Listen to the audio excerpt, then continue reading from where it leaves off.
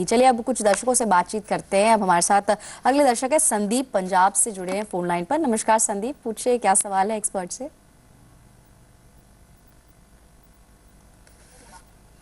संदीप आप सुन पा रहे हैं?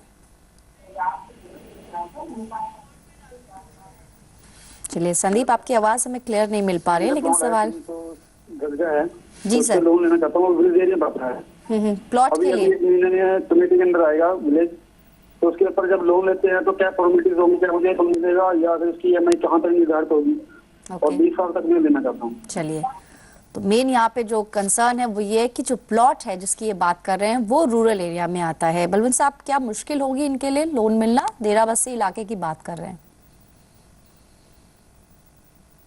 मतलब नॉर्मली जो बैंक्स वगैरह है वो आपको रेसिडेंशियल प्रॉपर्टी के लिए लोन देते हैं। कुछ बैंक्स आपको कमर्शियल प्रॉपर्टी भी खरीदो तो उसके लिए लोन देते हैं, पर उसमें क्या है, कमर्शियल प्रॉपर्टी से इनकम की अश्योरेंस होनी चाहिए। संदीप जी, मेरे को लग रहा है कि रूरल एरिया में कोई प्लॉट लेके उस पर कमर्शियल बिल्डिंग वगैरह बनाने की सोच रहे हैं। वहां पे जो रेंटल वगैरह की अश्योरेंस नहीं है तो कोई भी लेंडर मेरे हिसाब से रूरल एरिया में कमर्शियल बिल्डिंग के लिए, कंस्ट्रक्शन के लिए लोन नहीं देगा। परंतु अगर आप अर्बन एरिया में चाहते हैं कंस्ट्रक्शन करना प्लॉट लेके, तो आप कुछ बैंक्स को अप्रोच करें तो आपको ये लोन मिल जाएगा।